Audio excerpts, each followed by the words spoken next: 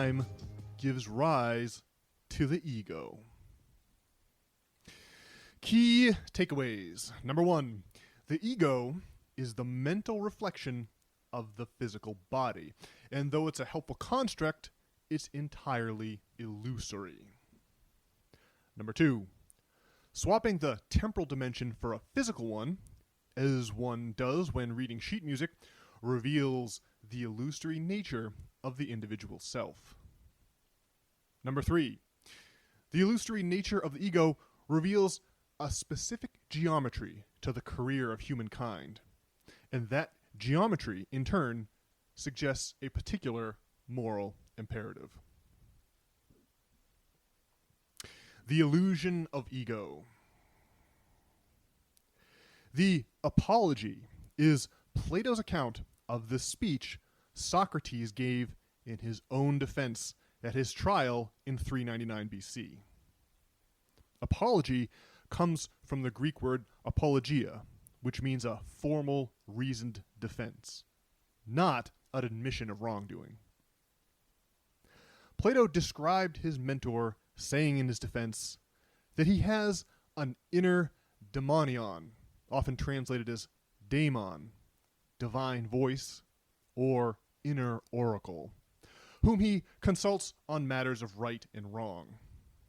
He described himself as being in discourse with his conscience, much like Pinocchio consulting Jiminy Cricket, the personification of his conscience. Another Disney movie, the film Inside Out, portrays multiple inner voices personified. In the movie, characters representing a little girl's competing emotions interact with each other inside her head. The movie works because we all have multiple voices inside our heads, just like Socrates. When you ask yourself, what did I just come into this room to get? Who are you talking to? Each of our minds is a cluster of competing voices. But because we must interact with each other in physical space, we're forced to assume a convenient 1-to-1 ratio between minds and bodies.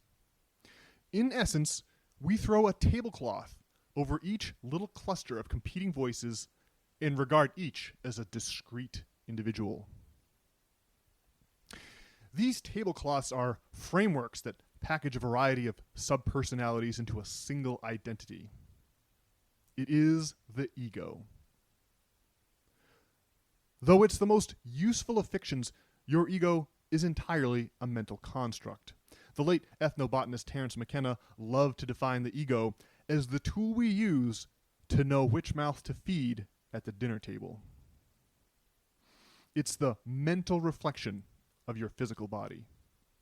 You walk around all day behaving as if this reflection is really you, but it's actually just a phantom. You are no more your ego than you are your reflection in the mirror. The broccoli analogy. To understand the illusion of ego on a deeper level, let's look at it through the lens of time and space. Beethoven's symphonies are conventionally experienced in a concert hall as sound, but they can also be visually experienced as sheet music.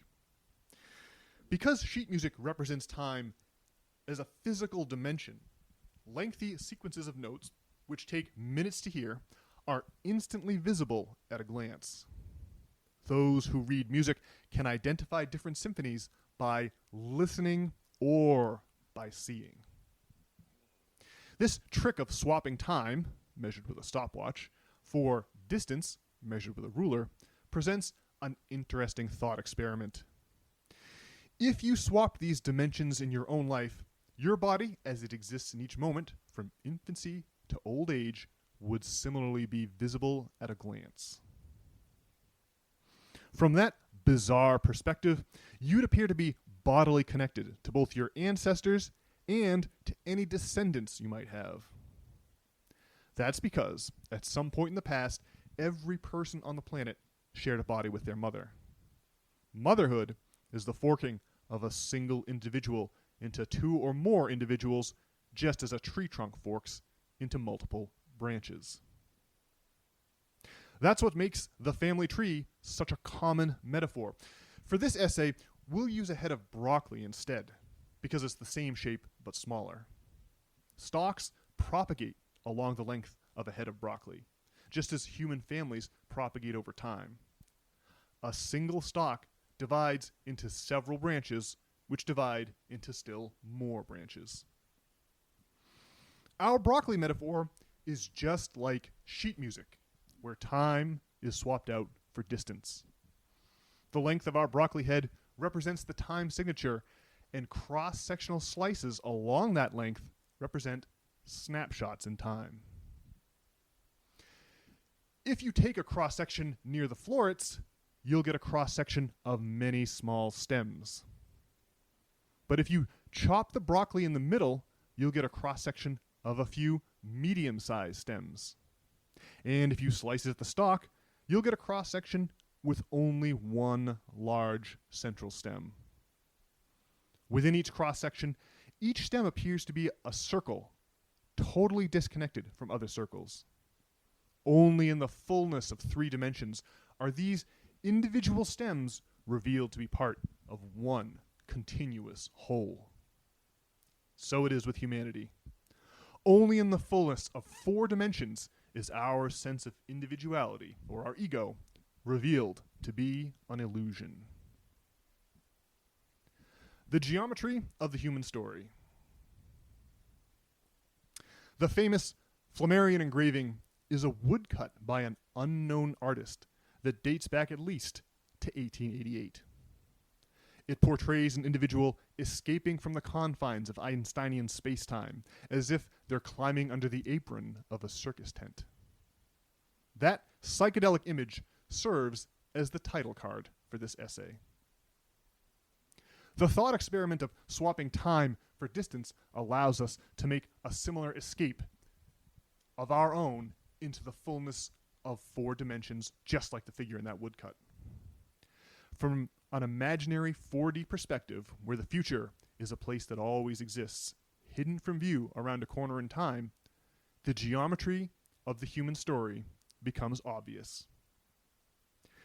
That geometry suggests a particular moral imperative. When we operate correctly, parents sacrifice on behalf of their children. Their children, in turn, do the same for their children.